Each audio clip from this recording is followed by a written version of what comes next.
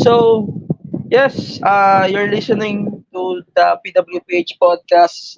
We're still here, Christian and Julian of the PWPH podcast. If you listened on our latest episode, the Coke episode, thank you very much for listening on that. And I hope you guys are fine. I hope you guys are safe. And hindi kayo nabasa ng mga buling-buling sa labas. Anyways, this week on the podcast, this is a bonus episode because there's a current storyline that we have to talk about. Um, Julian and Christian are here still on the recording. On this episode of the podcast, we are going to talk about the what tawag dito? The current story of the Wyatt Six. So, alam naman natin na lumabas na finally ang Wyatt Six sa television and everyone really loved it. And sa tingin ko talaga, in my opinion, dito natin nakikita talaga yung difference ng AEW at WWE when it comes to presentations. But so far, guys, can you please give us a background on what you guys think so far of the current era of WWE?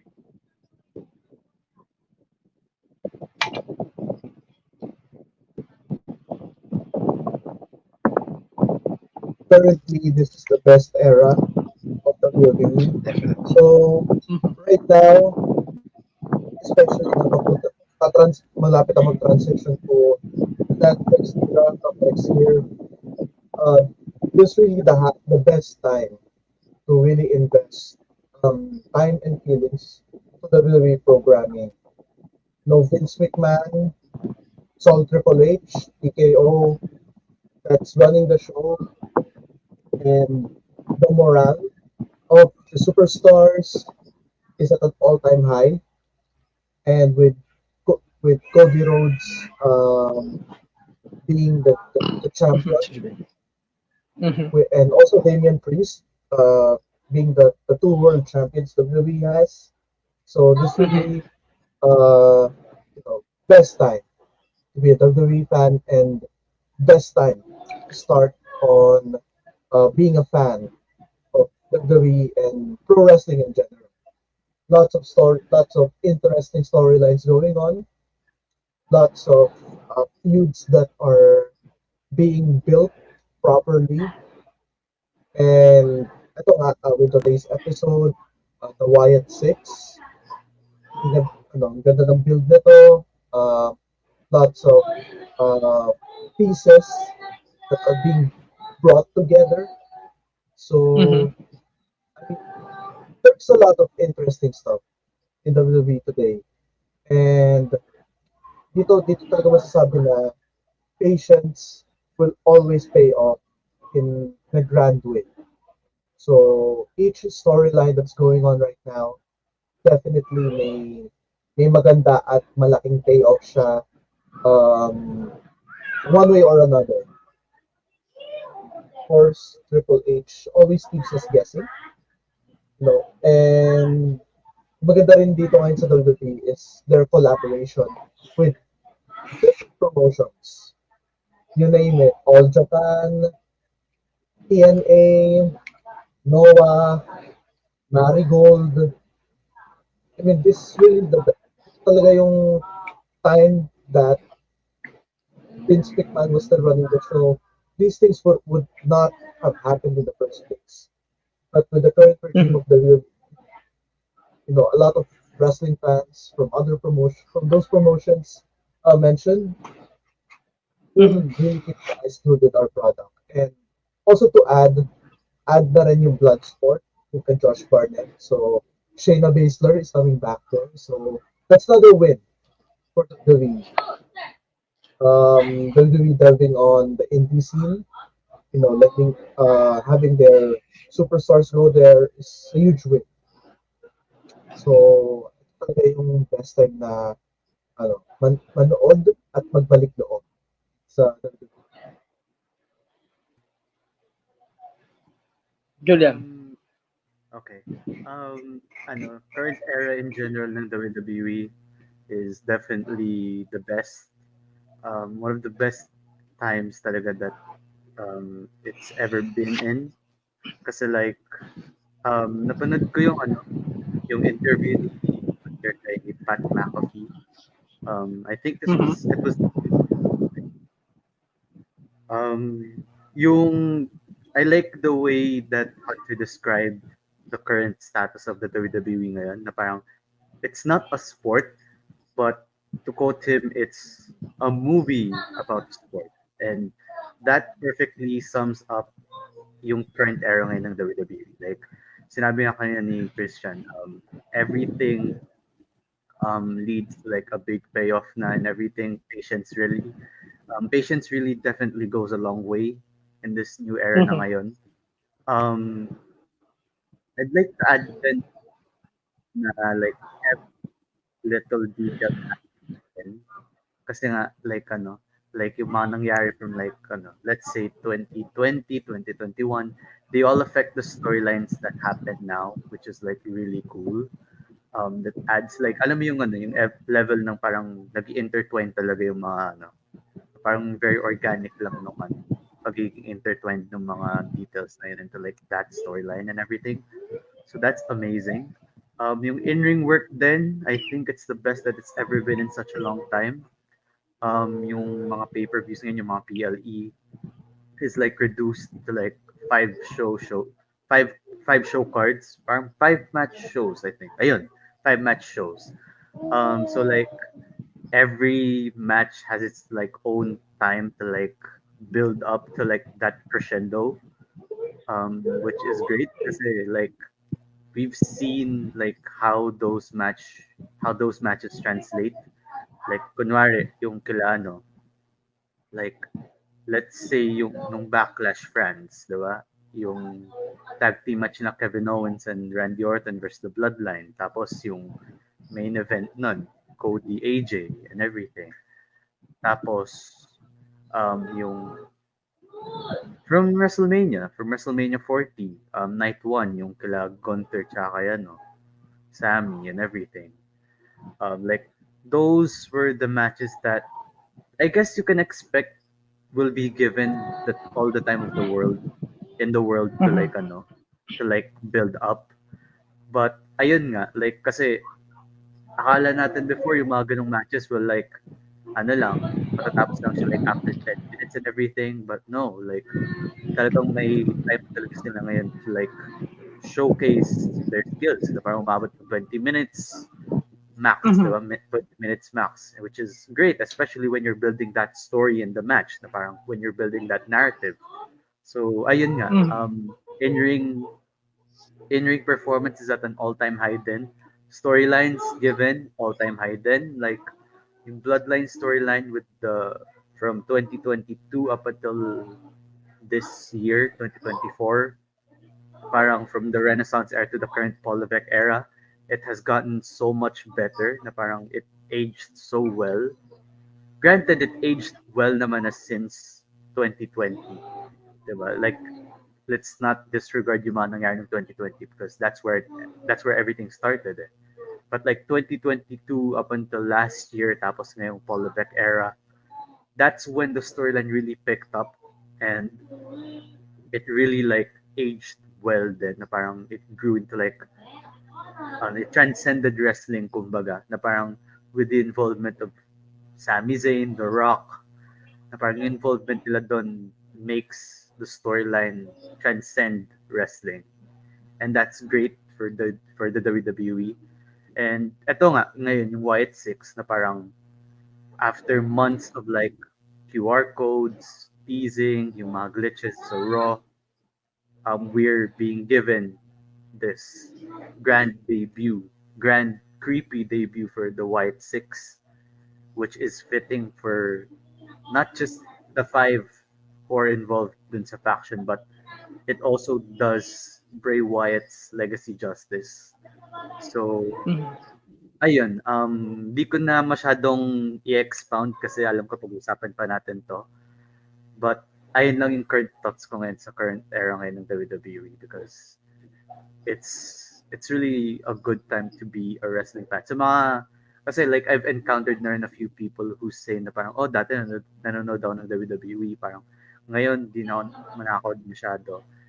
I always tell them na like ever since last year na now is the perfect time to come back to the WWE if dati kang nanonood, because like the storylines ngayon are so great, the matches are even better kasi like yun nga, like they're given the time, all the time in the world, diba? Na parang to showcase everything that they have.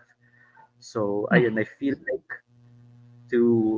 I think ipipsa ko na to to those na parang gusto magbalik loob sa wrestling, to be specific sa WWE. Now's the perfect time because the Paul Levesque era is making wrestling cool again. It's not just the Rock's catchphrase now. It's everyone's sentiment, not just in the WWE, but I guess you can say for all of wrestling. So, ayun. Ayan, I agree on all of you guys. So, hindi mo natin pag-uusapan yung buong aspect of the current WWE programming under Triple H era. Ating sinuri at sinalsal, pinagbas dyan, tong current era ng WWE. Siyempre, sinuri natin ng mabuti. Hindi suri-suri, basta-bastang suri lang. O hindi rin basta-bastang nood lang. Tong current Wyatt 6 storyline that we have. And we want to observe, hindi dahil gusto lang natin mag-observe. Siyempre, pagsusuri is a big word. And we need to take accountability of what we are observing. And if we are observing pointless things, then you're not observing. You are not listening or watching.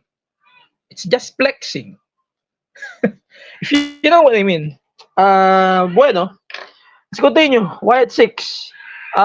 The members of Wyatt 6 is composed, in case you missed it, of obviously the leader, Uncle Howdy, Bo Dallas, Nikki Cross, Joe Gacy, Dexter Loomis, and then we have Eric Rowan, and then the former member Bray Wyatt still being referenced as the sixth member in kayfabe in heaven. So parang ganun daw yung setup ng Wyatt 6. I don't think there will be additional members. If there will be, I don't really think it's Braun. I don't really think it's Alexa. So, eto nga. Sinuri natin mabuti tong current status of Wyatt 6. Again, running development ito. So medyo iklian lang natin yung thoughts natin about this. Mga na-observe lang ba natin so far? Yung mga butas pa na pwede natin mabuksan? We will observe more of that if there will be new developments. Hindi basta-bastang suri. Pero, ayan, we will see on how developments will go. Like what you guys mentioned, Triple H loves to give us opinions or gusto niyang magtanong tayo eh. So, yan. Basically, what we're getting on the Wyatt 6 era. So, Wyatt 6, in case you missed it, the Wyatt 6 officially made their debuts weeks ago. And that was a pretty solid way of introducing themselves. Easily the best debut for a stable for a long time. And actually, the last time they did a really good presentation of a stable was Bloodline, easily. Pero debut-wise, I would say last time since The Shield, I guess. Pero it's a little bit subjective. I don't know if people will agree on me on that. But yeah, regardless. So far, since tayo naman ay nagsusuri at pinag-isipan itong mga bagay-bagay na to, ano so far yung thoughts niya about the developments of Wyatt 6? Promising. There you go. Yeah, this Wyatt 6 faction is very promising and full of potential to the brim. So, yes, this could have been This could have been a 6-person faction. No, had Bray Wyatt not left us last year, but these 5 people will definitely do their best not only to honor Bray Wyatt's legacy, but to carve a legacy of their own.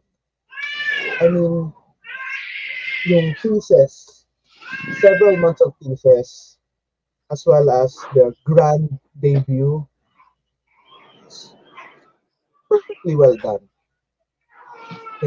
And despite of Chad Gable being a casualty, quote unquote, I mean, it had to happen. They needed to have someone that they quote unquote murdered. Mass, may mass murder na mass killing sa WWE. So, Kung noong 2021 may mas releases, ngayon mas killing. they stomp their foot into the food chain of WWE. So, and also si Uncle Howdy, yung segment niya talking to quote unquote himself, that was great. And yung questioning ni Uncle Howdy sa kanya na they're doing this thing to ride in the coattails of Bray. That triggered Bo. That triggered Bo talaga to pour his heart out in that promo. And akala which they thought na akala natin nakalimutan na sila, but they made us remember. And I'm really excited on how are they going to proceed with this storyline and kung sinong mga wrestlers yung mga kapit nila.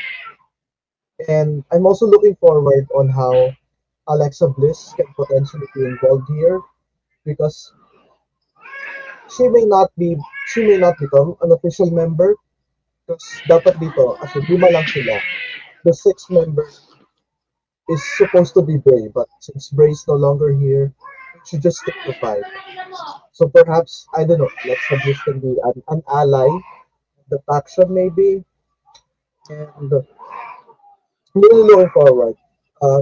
Who's gonna be feud with this faction?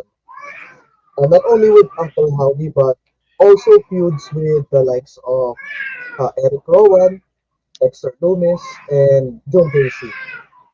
They can have multiple, I don't know, concurring feuds at one time, like a major feud with someone, maybe Jey Uso, and they can also have side feuds with maybe Chad Gable or whoever.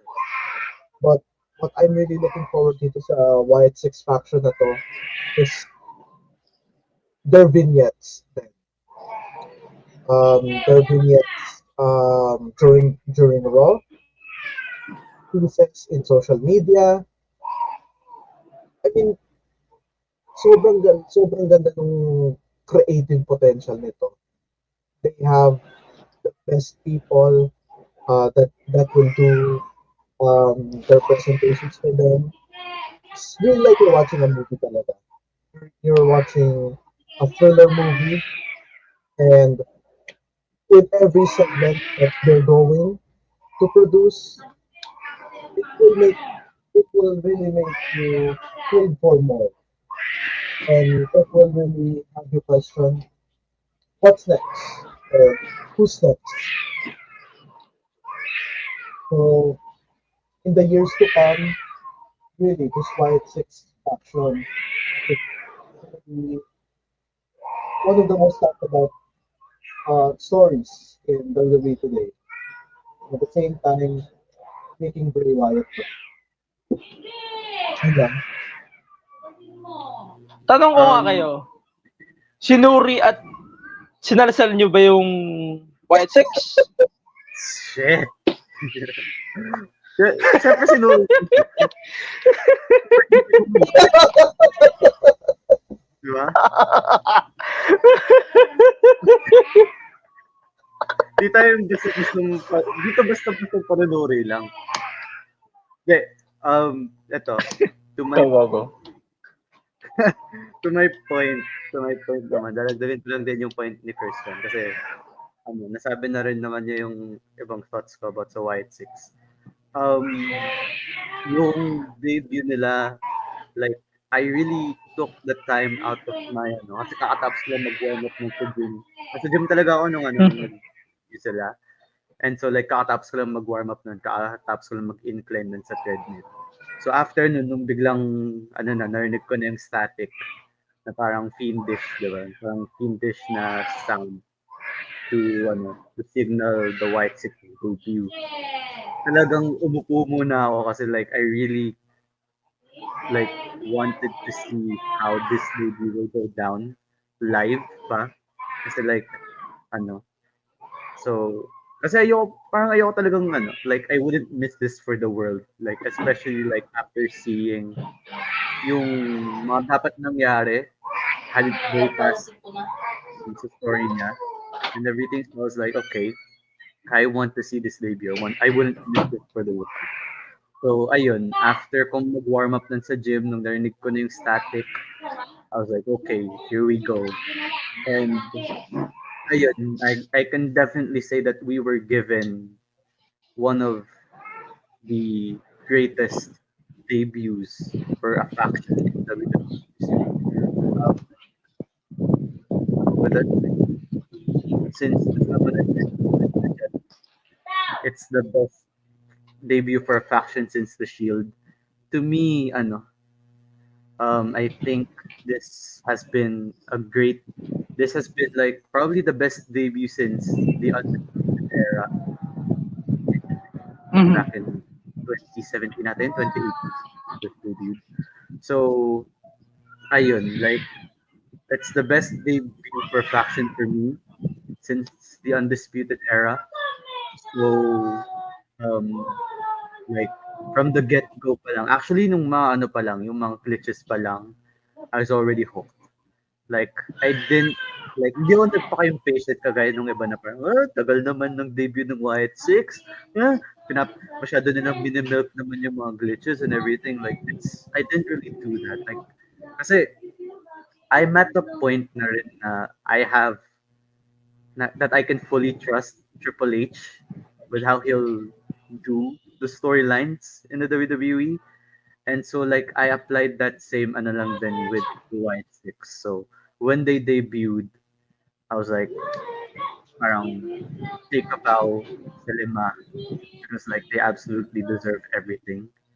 So there, like, I can say na yung debut name is definitely one of the best I've seen since in such a long time. So, ayun, with the storyline naman ngayon so far, like, with how it's progressing, it's expect, I didn't expect the storyline to go this deep, this early, like with the segment from Raw this week, yun nga, yung sa therapy with Taylor Rotunda, aka Bo Dallas. Like, that segment was like it was an outstanding segment. It really is. Na parang, alam mo yung tipo na, kasi you believed everything that Bo Dallas said in that segment.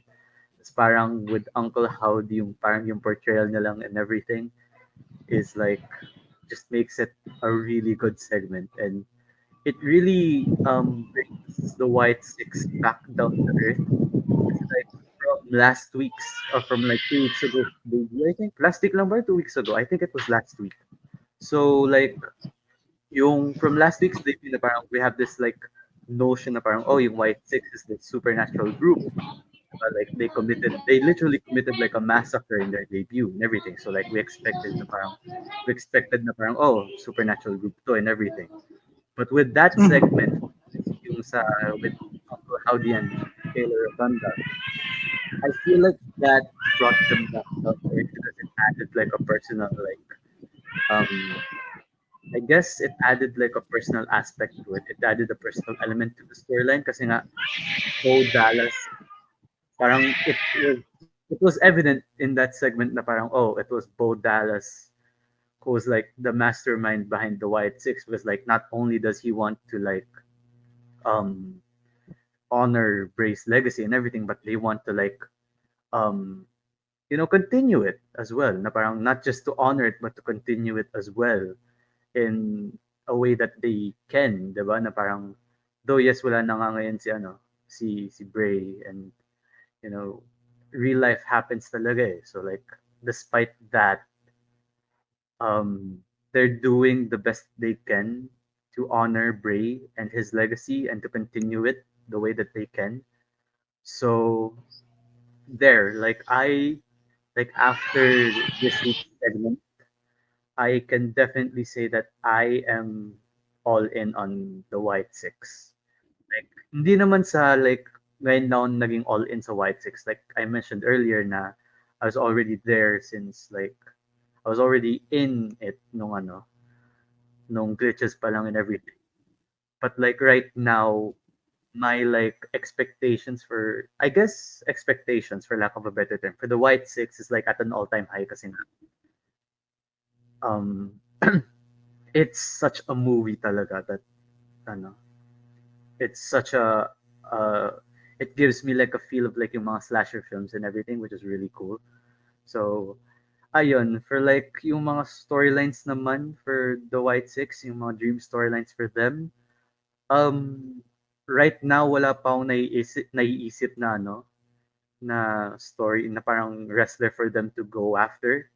But like um basing from their debut, I would definitely love for them to go back kay Chad Gable kasi like ngayon like parang medyo nag-pivot si Hunter I think dun kay Chad Gable and the White Six na parang kasi like with in some aspects naman involved pa rin yung White Six with going like academy to some extent but they're not involved na sobra, 'di ba?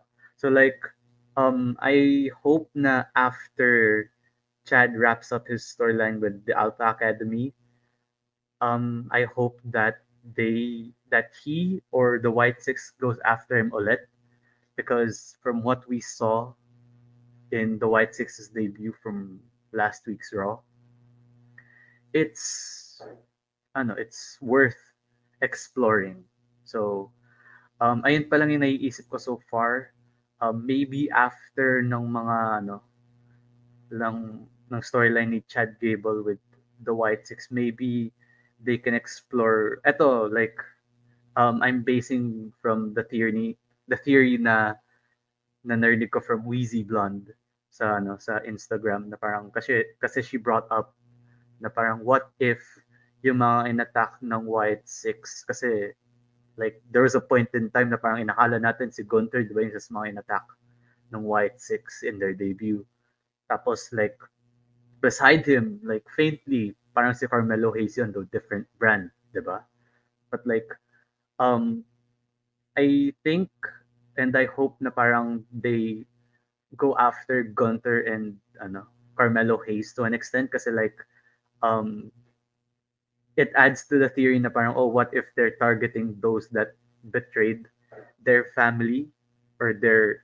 yung mga I guess yung mga people that they were associated with back then kasi Gunther was one of the people who were all in on kicking Giovanni Vinci out of Imperium tapos si Carmelo Hayes if ever nga na si Carmelo Hayes ngayon which is now proven false kasi nga lumabas na yung news na parang those were just extras but if that was Carmelo Hayes he recently betrayed Trick Williams before he moved up to the main roster, diba? And with Chad Gable, like given he betrayed Alpha Academy. So like I hope they can target those specific wrestlers or superstars in their first few storylines kasi that would make for a good narrative, diba? Na parang since the White Six is like this quote unquote parang spiritual successor na ng Wyatt family, diba?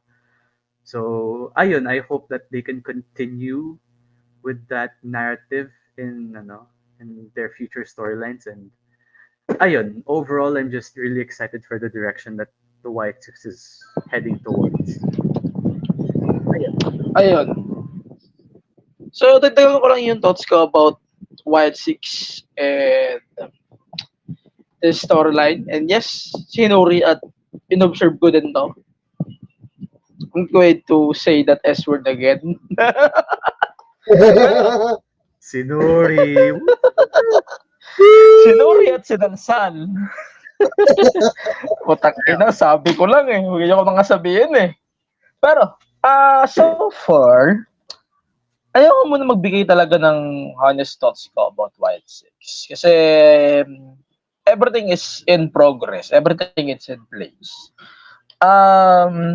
Wild Six might be the best debut, yes. Pero, so far, I could not give them a proper thoughts, proper opinion. Kasi, in progress pa naman.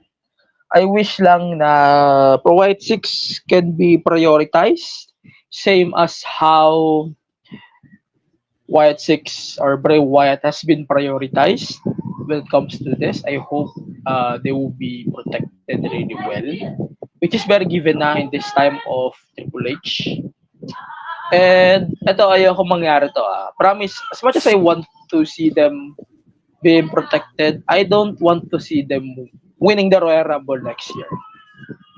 Because typically, Vince McMahon is doing that. Pag may namamatay na wrestler, then yung may related sa kanila, mananalo ng ganito, Royal Rumble, or bigger events like that. Ayaw ko mangyari yun dito sa White Six. I don't want to see them getting random accomplishments just because of Bray. Kasi mas malalang pang cash money yun sa White family or kay Bray Wyatt itself.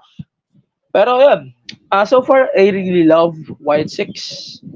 And White Six, I swear to God, they are the best supernatural character that we might get right now. And especially with WWE going to Netflix, hindi pa sure yung status dito sa Pilipinas. Kasi putang ina na ng Disney Plus. Pero I hope that White Six is the thing that we need to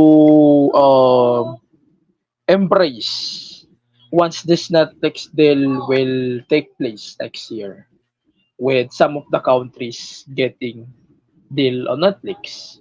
Pero given naman, di naman tayo sure if WWE lands on Netflix here in the Philippines, and I hope they will. Kasi everyone is sick and tired of Disney Plus, let's face it. Pero, yun nga, White Six, I don't want to give longer thoughts about it for now. Gusto ko lang talaga sabihin, White Six should not get any tyros anytime soon.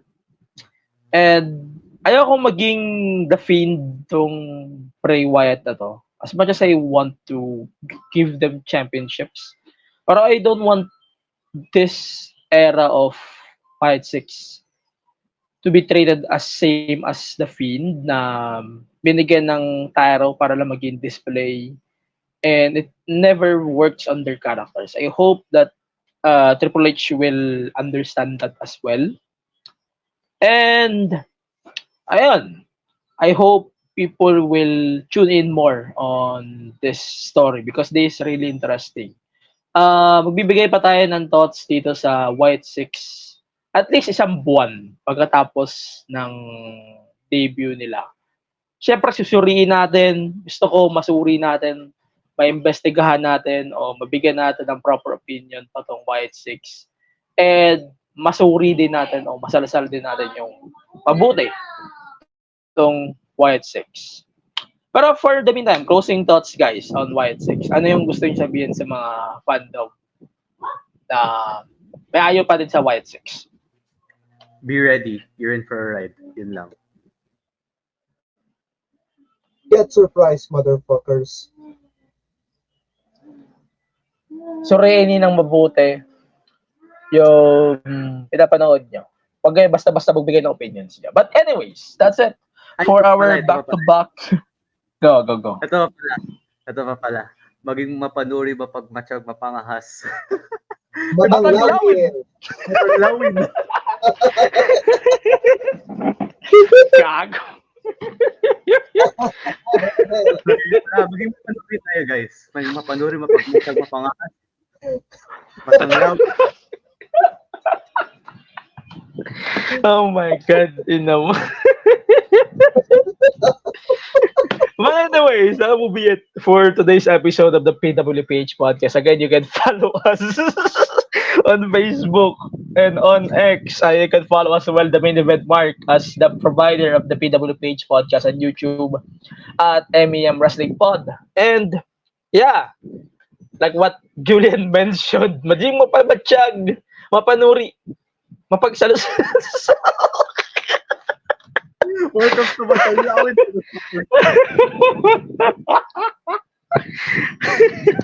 Ina mo, Julian. Ayup ka. Anyway, that will be it for now. Thank you very much for tuning in on the PWPH podcast. See you on the next episode of the show. So we will find out next week on what will be the episode. But for now, in behalf of Julian and Christian, bye for now and see you on the next one. Julian! Matanglawin, motherfucker. Nagkaroon tuloy.